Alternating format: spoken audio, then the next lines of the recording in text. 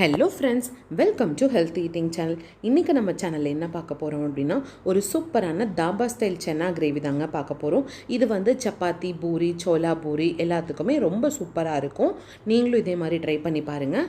அதுக்கு முன்னாடி நம்ம சேனல் நீங்கள் ஃபர்ஸ்ட் டைம் பார்க்குறீங்க அப்படின்னா மறக்காமல் ஹெல்த் ஈட்டிங் சேனலுக்கு சப்ஸ்கிரைப் பண்ணுங்கள். கூடவே பெல் பட்டனையும் கிளிக் பண்ணி ஆல்ங்கிற பட்டனை கிளிக் பண்ணுங்கள். அப்போ தான் நான் போடுற வீடியோஸ்லாம் உங்களுக்கு நோட்டிஃபிகேஷனாக வரும்.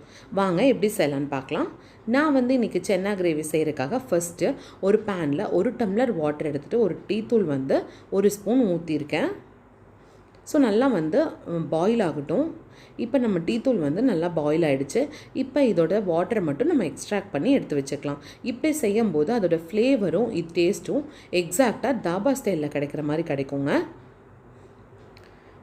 இப்போ நம்ம டீத்தூளில் வடிகட்டி எடுத்து வச்சாச்சு. நெக்ஸ்ட்டு சென்னாவை ஊற வச்சிடணும்.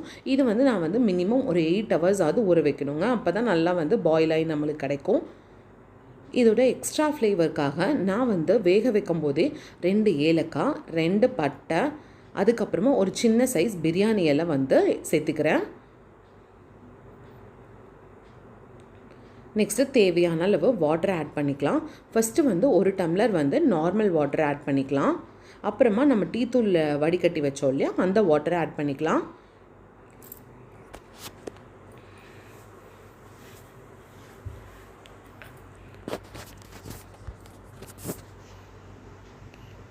இப்போ நல்லா கொதி வரட்டும்.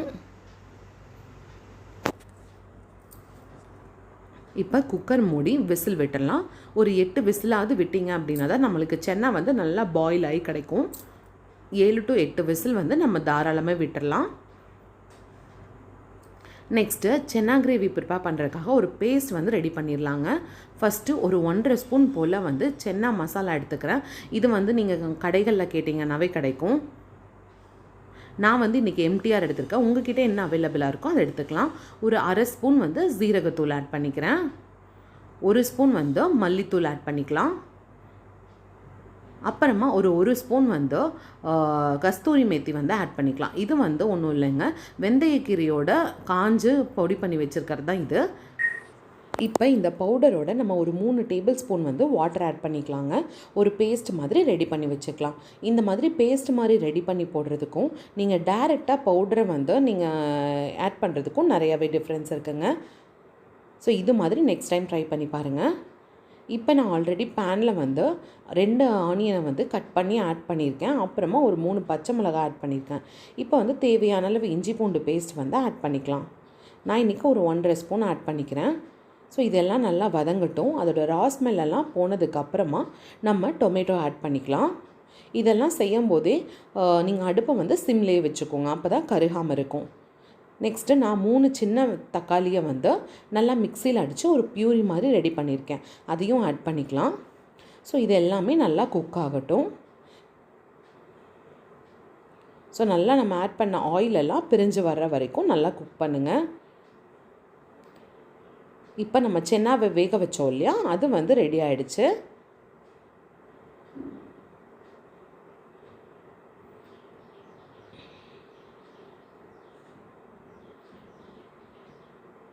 ஸோ பாருங்கள், நம்ம நார்மலாக வேக வைக்கிறதுக்கும் இதுக்கும் என்ன மாதிரி கலர் டிஃப்ரென்ஸ் வருதுன்னு. நெக்ஸ்ட்டு நம்ம தக்காளி நல்லா குக் ஆகிடுச்சு.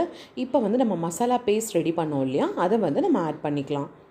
ஸோ இந்த மசாலா பேஸ்ட்டும் நல்லா குக் ஆகட்டுங்க. அதோட ரா ஸ்மெல்லாம் போகட்டும். அது வரைக்கும் நல்லா குக் பண்ணிவிடுங்க.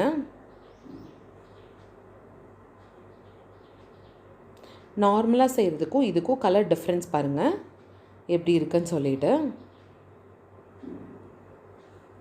இப்போ ஃப்ளேவருக்காக நம்ம இந்த ஸ்டேஜ்லேயே கொத்தமல்லி ஆட் பண்ணிக்கலாம். அப்போ தான் அதோடய ஃப்ளேவர் நல்லாயிருக்கும்.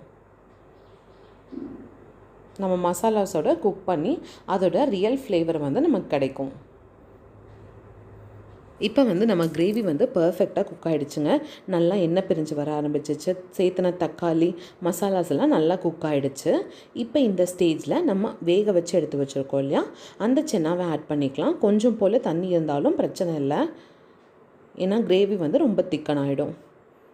நான் இதில் ஒரு சின்ன கப் சென்னாவை தனியாக எடுத்து வச்சுருக்கேன். அதை அரைச்சி நம்ம கிரேவியோடு சேர்த்துக்கலாம். இப்போ அந்த அரைச்சி வச்ச சென்னாவை சேர்த்திக்கலாம். இப்படி சேர்த்தும் போது கிரேவி வந்து கரெக்டான கன்சிஸ்டன்சியோடு கிடைக்குங்க. ரொம்ப தண்ணியாகவும் இல்லாமல் ரொம்ப கெட்டியாகவும் இல்லாமல் கிடைக்கும். ஸோ இதையும் இந்த மசாலாஸோட நல்லா குக் ஆகிற மாதிரி குக் பண்ணி விட்டுருங்க.